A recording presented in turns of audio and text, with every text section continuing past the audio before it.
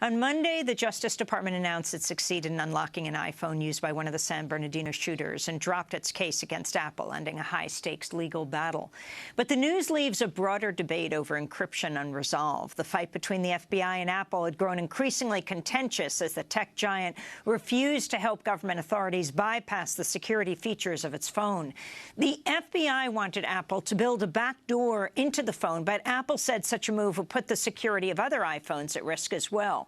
The FBI's decision to drop its case now raises new concerns about the strength of security in Apple devices, given law enforcement's ability to unlock the iPhone without Apple's assistance. After the Brussels bombing last week, Democratic presidential hopeful Hillary Clinton delivered a major address at Stanford University and addressed the FBI-Apple fight. Impenetrable encryption provides significant cybersecurity advantages, but may also make it harder for law enforcement and counterterrorism professionals to investigate plots and prevent future attacks. ISIS knows this too. At the same time, there are legitimate worries about privacy, network security, and creating new vulnerabilities that bad actors, including terrorists, can exploit. There may be no quick or magic fix. In the Apple case, the FBI may have found a workaround, but there will be future cases with different facts and different challenges. So the tech community and the government have to stop seeing each other as adversaries and start working together to protect our safety and our privacy. That was Democratic presidential candidate Hillary Clinton speaking last week after the Brussels attack. We turn now to Pulitzer Prize-winning journalist Glenn Greenwald, co-founder of The Intercept. Last week, Democracy Now!'s Nermeen Sheikh and I interviewed him and asked about this fight between FBI and Apple. One really interesting aspect of this is a lot of people ask what really has changed as a result of Edward Snowden's revelations, and sometimes people express the view that not much has, by which they mean that there's not a lot of laws that have been passed limiting the NSA's ability to spy. But one critical change, a really fundamental and significant one, has been that prior to the Snowden revelations, Silicon Valley companies like Apple and Facebook and Google and Yahoo were full-scale collaborators with the NSA's effort to collect everything, essentially, to turn the internet into an unlimited realm of surveillance. And they were able to do that because nobody knew they were doing it, and so there was no cost. Once we were able to shine a light on the cooperation between Silicon Valley and the NSA as a result of Edward Snowden, there was a huge cost to these companies, which was that people around the world would be unwilling to use their services and would instead move to South Korean or German or Brazilian social media companies that protected their privacy. And so these companies needed to say, we are willing now to protect your privacy by putting encryption products into our products that will not let the government invade your communications and see what you're doing. And there is now a serious wedge between the U.S. government on the one hand and Silicon Valley on the other, not because these companies suddenly care about privacy. They don't care about privacy at all. It's because they perceive it as being within their self-interest to demonstrate a commitment to privacy. And that has created a real difficulty for the NSA and for its allied agencies around the world to be able to intrude into people's private communications. The other interesting aspect of this is that in the 1990s, after the Timothy McVeigh attack on the Oklahoma City courthouse, the Clinton administration, what may be the first Clinton administration, actually initiated the campaign to demand a law that said that no one was allowed to sell encryption products unless it included a backdoor for the U.S. government to enter. And now, 20 years later, after that campaign was defeated, ironically by the Republicans in the Senate on privacy grounds, who said, we're not going to let the government have a backdoor into our encryption, you have Hillary Clinton exploiting these terrorist attacks to insinuate, although she hasn't said it outright, that there needs to be, quote, greater cooperation between Silicon Valley and the government, by which she can only mean greater cooperation to allow U.S. intelligence agencies access to overcome encryption and to enter people's private communications. And so ultimately the question is, do you think there should be ever any way for people, human beings, beings to communicate without the U.S. government being able to access that. That really is the critical question we face, and politicians like Hillary Clinton are trying to exploit the fear of terrorism to get people to say there should never be any communications out of the reach of the U.S. government. And what do you see as the difference between Bernie Sanders and Hillary Clinton, and also the effect that Bernie Sanders is having on Hillary Clinton's positions?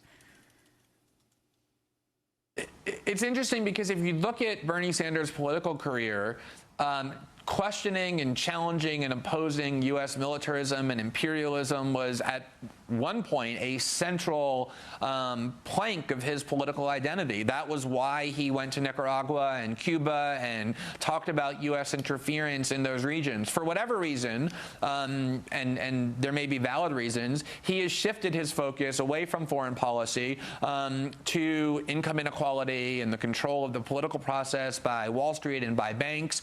And to the extent he talks about foreign policy and civil liberties, it's often in this very kind of tepid way, very minor differences with the standard Democratic platform. He's recently become, again, clearer and sort of more aggressive about critiquing U.S. foreign policy, as we heard in the clip that you played earlier of his criticisms of Israel. He's become more, I think, categorical and vehement about condemning Clinton's hawkish positions. But the difference hasn't been all that great because his foreign policy message has been muddled. And to the extent that he has changed Hillary Clinton's posture politically as a result of his primary challenge to her, there's this common perception that he's dragged her to the left and made her become more liberal.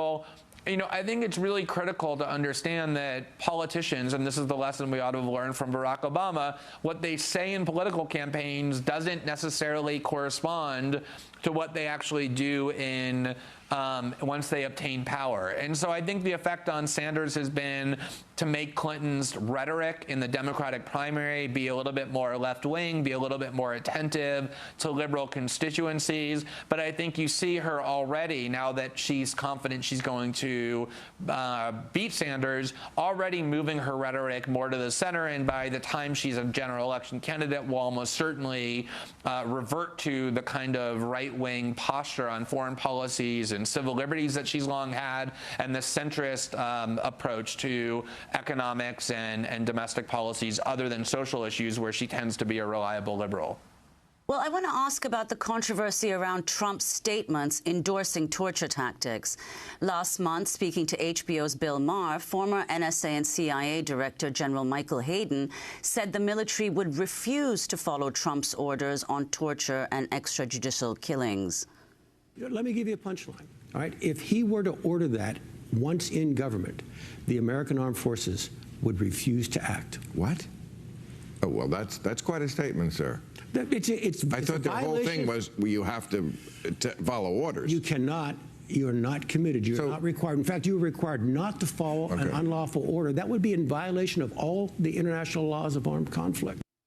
Then, during the Republican presidential debate earlier this month, Trump said the military could not refuse his orders. He was questioned by Fox moderator Brett Baier. What would you do as commander-in-chief if the U.S. military refused to carry out those orders? They won't refuse. They're not going to refuse me, believe me.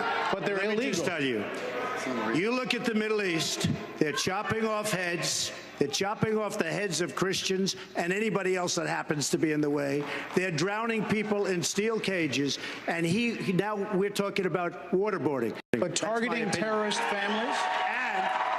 And I'm a leader. I'm a leader. I've always been a leader. I've never had any problem leading people. If I say do it, they're going to do it. That's what leadership is all about. So, Glenn Greenwald, your response first to what former CIA Director Michael Hayden said, and then to Trump's endorsement of torture. That was one of the most bizarre exchanges I think I've witnessed in a while. I mean, Donald Trump was absolutely right, and Michael Hayden, what he said is completely absurd.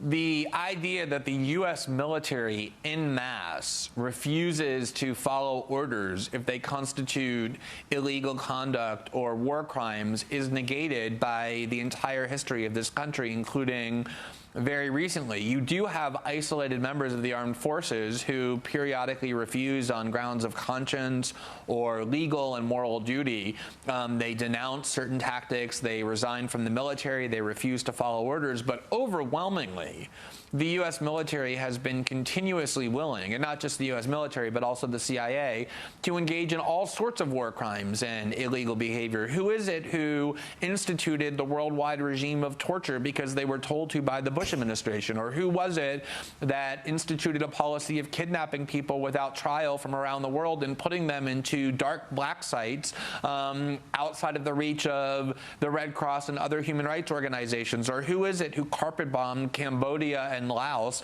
and Vietnam? It's this really self-pleasing fantasy to believe that the U.S. military and intelligence services would nobly refuse to follow the orders of their commander-in-chief if they constituted war crimes and other illegal conduct. But everything in U.S. history, including as recently as the war on terror, tells us that Donald Trump is absolutely right, that in fact they would follow orders.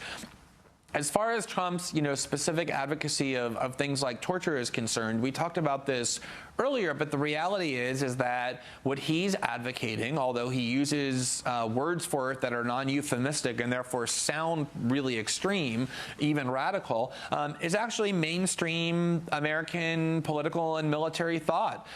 The CIA, under the same General Hayden, who said, oh, these are war crimes and the U.S. military would never do it, instituted and applied a policy of waterboarding while Michael Hayden ran the CIA. A lot of those techniques were terminated by the time he took over the CIA in 2005, but many of them persisted after that. And so, again, you have Donald Trump using language a little bit more honest and non-euphemistic, but he's advocating policies that are very much within the mainstream of the United States, and polls show that Americans largely want torture to be used when it comes to people the U.S. government regards as terrorists.